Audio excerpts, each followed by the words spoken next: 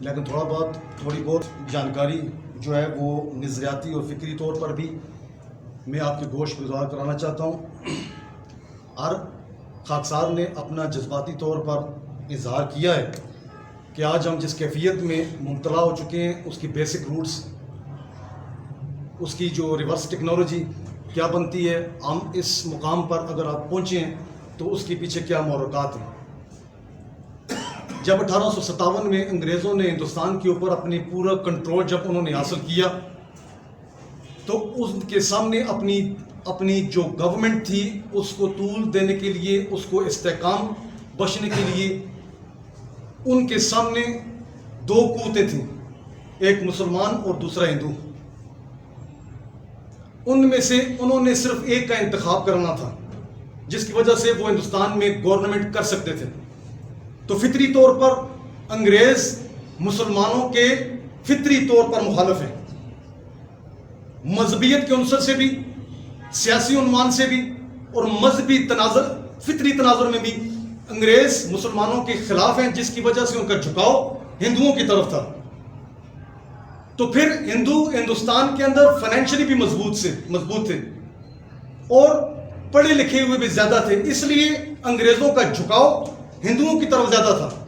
چنانچہ ان کا پھر انتخاب، انہوں نے ہندوؤں کا انتخاب کیا اور مسلمانوں اور ہندوؤں کی جو وحدت تھی، جو یونٹی تھی، جس کی وجہ سے 1857 کی جنگ آزادی کے دوران ہندوؤں اور مسلمانوں نے مل کر انگریز کے خلاف جنگ آزادی لڑی ہے.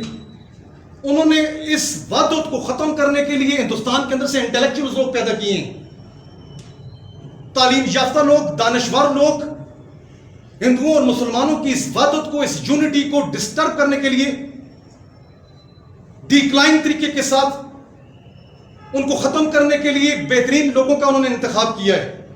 وہ ہندو جو مسلمانوں کے خلاف، مسلمانوں کے علاوہ کبھی کسی گھاٹ سے پانی پینا بھی گوارا نہیں کرتے تھے، جن کا ایک دوسرے کی عبادت گاہوں کے حوالے سے ایک دوسرے کا انتہائی طور پر احترام ان کو دل و جان سے وہ کرتے تھے. وہ ہندو جو اب گنگا اور جمنا میں نہانے کے بعد جب تک بادشاہ، مسلمان بادشاہ کا دیدار نہ کر لیں وہ اپنے کاموں پر جایا نہیں کرتے تھے. پھر ایسے مضبوط گٹھ کو بہترین انداز کے ساتھ، ٹیکنیکل انداز کے ساتھ انگریزوں نے اس نیٹ ورک کو توڑنے کی بہترین انداز کے ساتھ انہوں نے کوشش کی ہے. اور جو انٹلیکچوئلز انہوں نے چوز کیے ہیں اس وقت، ان میں سب سے پہلے بنکر چندر چیڑ جی، اس کا سب سے پہلے انہوں نے انتخاب کیا اور اس نے اپنے ناول آنند موٹ کے اندر مسلمانوں اور ہندوؤں کے درمیان ہرزہ سرائی کو اس نے ڈیولپ کیا. وہی بندے ماترم جو ہندو اپنا ترانہ، قومی ترانہ پڑھتے ہیں، اس میں مسلمانوں کی ہرزہ سرائی موجود ہے. پھر اس کے بعد آریہ سماج والوں نے سماج تحریک شروع کی جو بعد میں شدھی تحریک کے نام سے مشہور ہوئی، جس کو دیانند سرسوتی اس وقت لیڈ کر رہے تھے. اس نے بھی ایک مشترک تہذیب مسلمانوں اور ہندوؤں کے درمیان شروع کی تھی، یا اس کنفلکٹ کو کس طرح ختم کیا جا سکے.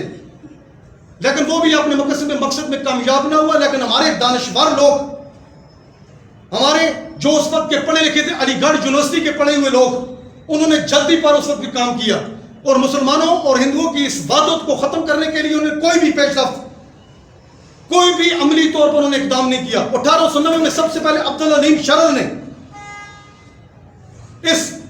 اس خطے کو، ہندوؤں اور مسلمانوں کے جو اپنے مذہبی رسومات میں بھی ایک دوسرے کو برداشت نہیں کر سکتے، یہ اس کا موقف تھا. اس نے سب سے پہلے ہندوؤں اور مسلمانوں کے لیے علیحدہ وطن کا تصور سب سے پہلے 1890 میں عبدالعلیم شرر نے پیش کیا. پھر اس کے بعد 1917 میں خیری برادران، جن میں ڈاکٹر عبد الجبار خیری تھا اور پروفیسر عبدالستار خیری تھا، انہوں نے stock home socialist international conference میں سب سے پہلے ہندوستان اور مسلم ہندوستان کی اصلاح پیش کی. انہوں نے کوئی بھی مسلمانوں اور ہندوؤں کے اس عظیم مقصد کے حصول کی خاطر، جو اس مقصد کے لیے وہ ان کا مضبوط گٹھ تھا، اس کو جوڑنے کی انہوں نے کوشش نہیں کی، بلکہ ان کو علیحدہ کرنے کے لیے ہر ممکن کوشش کی ہے. انہوں نے اپنے تصورات اس علیحدہ ہندوستان کے لیے انہوں نے پیش کیے ہیں. پھر اس کے بعد عبد القادر بگرامی نے بدایوں کے اخبار ذوالقرنین کے اندر اس نے آزاد ہندوستان اور مسلم ہندوستان کی اصطلاح جو انہوں نے پیش کی، اس کو بھی اس نے تکفیر پیش کی ہے. پھر 1922 میں انجمن اسلامیہ ڈیرہ اسماعیل خان کے اندر ایک سرسری بریز کمیٹی کے اندر یہی اصلاح پیش کی گئی، آزاد ہندوستان اور مسلم ہندوستان کی اصلاح کو تکفیر پیش کی گئی. پھر اس کے بعد مولانا محمد علی جوہر نے اور مولانا اسد موانی نے اس اسی موقف کو ترجیح دینے کے لیے, اسی موقف کو مضبوط بنانے کے لیے انہوں نے اپنے اپنے موقف پیش کیے. پھر 1924 میں آل پارٹیز کانفرنس کے اندر اس سارے پروگرام کو انہوں نے اس پروگرام سارے کو علم نشر کر دیا کہ اس ہندوستان کو علیحدہ ہونا چاہیے. لیکن انہوں نے ان چیزوں کو, ان ہمارے جو پرشکوم معاملات تھے ہندوستان کے اندر, پورے ہندوستان کو آزادی حاصل کرنے کے لیے, پورے ہندوستان کو آزاد کرنے کے لیے کسی کا موقف, کسی مذہبی جماعت کا, کسی سیاسی جماعت کا موقف سامنے نہیں آیا. لیکن ان کے نظریوں کے سامنے, ان مذہبی پیشواؤں کے نظریے کے سامنے اور انگریز کا پیدا کیا ہوا وہ تجویز جو اس ہندوستان کو اقلیت اور اکثریت کی بنیاد پر تقسیم کر دیا جائے, تو ان دونوں گروپوں کے سامنے جو انگریز کی تائید یافتہ تھے, یہ مذہبی ہمارے پیشوا علی گڑھ یونیورسٹی کے جو ہے وہ جو پیوندکاری ہوئی, ان کے پوائنٹ آف ویو اور انگریز کے پوائنٹ آف ویو کے پیرالل علامہ عنایت اللہ خان المشرقی نے اپنا فارمولہ پیش کیا کہ اس ہندوستان کو اقلیت اور اکثریت کی بنیاد پر نہیں بلکہ خون کی مقدار پر اس مسئلے کو حل ہونا چاہیے. کہ اس ہندوستان کے لیے پچھلے 650 سالوں میں, پچھلے 650 سالوں میں 3.5 کروڑ مسلمانوں نے اپنی جانوں کی, اس کی عزت و ناموس کے لیے, اس کے دفاع کے لیے, اس کی عزت کے لیے اپنی جانوں کے نذرانے پیش کیے ہیں. تو اس کے پیرالل ہندوؤں نے, سکھ, عیسائی, اچھوت جو بھی قومیں تھیں, 10.5 لاکھ ان جنگوں میں پچھلے 650 سالوں میں مسلمانوں کے ساتھ لڑ کر انہوں نے اپنی جانوں کے نذرانے پیش کیے ہیں. تو تناسب کے اعتبار سے میتھمیٹیکلی بنیاد پر از روح قرآن 350 مسلمانوں کے مد مقابل ایک ہندو, سکھ, عیسائی, چھوت ان جگہوں میں کام آیا. کیا یہ اس کی تجویز غلط تھی؟ کیا یہ اس کا فارمولہ غلط تھا؟ جب اس نے یہ فارمولہ پیش کیا تو یہ مذہبی پیشوا بھی اس کے خلاف ہو گئے. تو اس وقت سر سکندر ایجاد خان جو اس کا پنجاب کا منسٹر تھا, اس نے بھی اپنی منسٹری کو بچانے کے لیے علامہ عنایت اللہ خان المشرقی کے فارمولے کو پورے ہندوستان کے اندر اس پرچے کو جو مقبولیت اختیار کر چکا کیپچر کر لیا. صرف ایک شخص تھا جو مشرقی نے پورے ہندوستان کو آزاد کرنے کے لیے, پورے ہندوستان کے خطے کو آزاد کرنے کے لیے اور اقامت دین کی بنیاد رکھنے کے لیے, غلبہ اسلام کے لیے اس نے اپنا موقف پیش کیا ہے.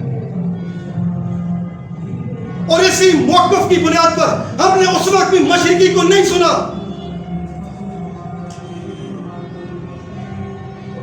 مشرقی کی ایک نہیں سنی ہم نے, اور جس کی بنیاد پر ہمیں تقسیم ہند کے وقت وہ ناقابل تلافی نقصان برداشت کرنا پڑا. 10.5 لاکھ جو رجسٹرڈ بات ہے اس کی بات کروں گا. 10.5 لاکھ مسلمانوں کا قتل عام ہوا ہے. جو علامہ مشرقی کا میتھمیٹکس اصولوں کا پر اس کا جو تجزیہ تھا کہ ہم منظم طریقے کے ساتھ انگریز سے ٹکراؤ پیدا کریں گے, چند سادہ رابطے ہوں گی اور ہندوستان پورے پر دہلی پر مسلمانوں کا دین کا پرچم لا الہ الا اللہ محمد رسول اللہ کا پرچم لہرایا جائے گا. لیکن مسلمانوں نے, نہ مذہبی پیشواؤں نے, نہ دانشوروں نے اس کی ایک نہیں سنی, جس کا خمیازہ ہمیں تقسیم ہند کے وقت برداشت کرنا پڑا. 40,000 مسجدوں کو تالے لگائے گئے, 70,000 ماؤں بہنوں بیٹیوں کی عصمت دری ہوئی. وہ میری مائیں اور بہنیں جنہوں نے اپنے گھر کی دہلیز تک بھی نہیں دیکھی تھی, ان کو بھی چوکوں اور چراؤں میں اور ہندوؤں کے کوٹھوں پر نیلام کیا گیا. یہ سوگ کا دن تھا, سوگ کا, ماتم کا دن تھا, ماتم کا. لیکن ہم اس فکر کو, اس نظریے کو نہیں سمجھ سکے اور ہم نے بھنگڑے ڈالے ہیں بے مقصد اور بے روح. ہم نے ریلیاں نکالی ہیں جس کا کوئی مقصد نہیں ہے, جس کی کوئی منزل نہیں ہے.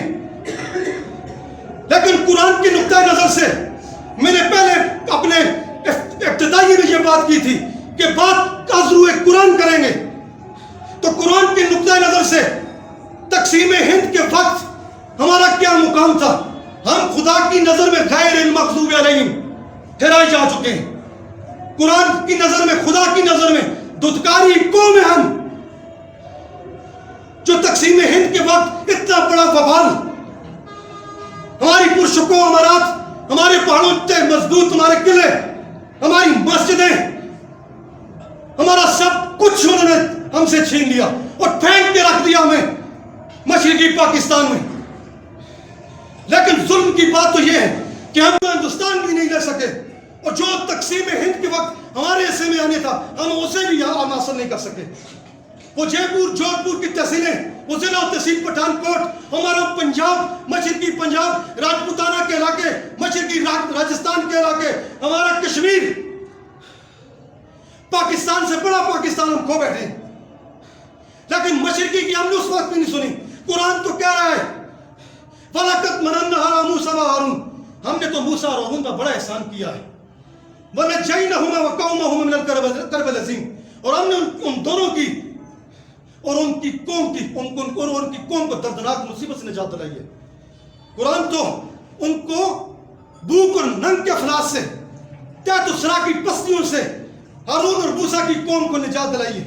خدا نے تو ہمیں عذاب میں ڈالا ہے۔ تقسیم ہند کے بعد 70 سال سے ہم عذاب بھوگت رہے ہیں، 74 سال سے دہشت اور خوف میں ہم مبتلا ہیں، بھوک اور ننگ میں ہم مبتلا ہو چکے ہیں۔ سندھی اور پنجابی اور بلوچی اور پٹھان، حنفی، مالکی، شافی، اہل حدیث، اہل قرآن اور اہل سنی میں ہمیں تقسیم در تقسیم کر دیا جا چکا ہے۔ لیکن ہم قرآن کے اس نظریے کو، اس فکر کو نہیں سمجھ سکتے۔ لیکن پھر بھی ہم ازمائش میں ہیں، اور اس ازمائش کو سمجھنے کی کوشش کرو۔ قرآن نے پھر بھی ہمیں مہلت دے رکھی۔ وَلَنَبْلُوَنَّكُمْ بِشَيْءٍ مِّنَ الْخَوْفِ وَالْجُوعِ وَالنَّقْصٍ مِّنْ الْأَمْوَالِ وَالْأَنفُسِ وَالثَّمَرَاتِ، ایک وقت ایسا آئے گا میں تمہیں تمہارے کرتوتوں کے بدلے، تمہاری خرستانیوں کے بدلے، خرمستیوں کے عوض تمہیں بھوک اور ننگ میں مبتلا کروں گا، میں تمہیں افراد کی قلت میں مبتلا کروں گا، تمہیں میں تحت الثرا کی بستیوں میں دھکیلوں گا، پھر اس آڑے وقت میں تمہیں میں آزماؤں گا۔ یہ آڑا وقت ہے۔ تقسیم ہند کے بعد 70 سال ہو گئے ہیں، ہم آزمائش میں، ہم اس مصیبت کے آڑے وقت میں گرفتار ہیں، خدا کی آزمائش میں۔ پھر خدا کہتا ہے میں تمہیں آزماؤں گا کہ تم اس آزمائش سے نکلنے کی کیا ترتیب بناتے ہیں۔ پھر خدا نے ایک روشن دلیل بھی ہمیں دے دی ہے۔ وَبَشِّرِ الصَّابِرِينَ الَّذِينَ إِذَا أَصَابَتْهُمْ مُصِیبَةٌ قَالُوا إِنَّ لِلَّهِ وَإِنَّا إِلَیْهِ رَاجِعُونَ، اے نبی محمد مصطفیٰ صلی اللہ علیہ وسلم، سنا دیجئے اس قوم کو خوشخبری جو مصیبت کے آڑے وقت میں پکار اٹھتی ہے کہ اے خدا وحدہ لا شریک، اے خدا لم جزل، ہم تیرے ہی تو ہیں، اور تیرے ہی احکامات کی طرف پھر لوٹ کر ہم تجھے منا لیں گے۔ جب تک تم اس لا الہ الا اللہ محمد رسول اللہ، جس نظریے، جس سوچ، جس فکر کے تحت تم نے یہ ملک حاصل کرنے کی کوشش کی ہے، جب تک اس فکر کے ساتھ، اس نظریے کے ساتھ، جس نظریے کی بنیاد پر لا الہ الا اللہ محمد رسول اللہ، اس مدینے کی، اس مکے کی گھاٹیوں میں، اس فران کی چوٹیوں سے نبی علیہ السلام نے اپنے سچے ایمان والے ساتھی تیار کیے ہیں، جب تک صدق کے دل کے ساتھ، ایمان اور یقین کے ساتھ اس لا الہ الا اللہ محمد رسول اللہ کے نظریے کے ساتھ جب تک نہیں جڑو گے، پھر یاد رکھو، پھر خدا کی زیادہ آخری موقع ہے۔ میں نے تمہیں سنا دیا ہے، یہ بے دینی، یہ شعر و شاعری، یہ مغرب آرائی، یہ بے دینی، یہ شعر و شاعری، یہ مغرب آرائی، مزہ اس کا بھی چکھ لو جو مولد کا تصور ہے۔ یہ بے دینی، یہ شعر و شاعری، یہ مغرب آرائی، مزہ اس کا بھی چکھ لو جو مولد کا تصور ہے۔ اسی نا آگہی میں در لیے جاؤ گے تم یک دم، نو قوم میں جو وجدان، تو بربادی مقدر ہے۔ وما علینا البلاغ المبین۔ اللہ آپ کا حامی و ناصر، وما علینا البلاغ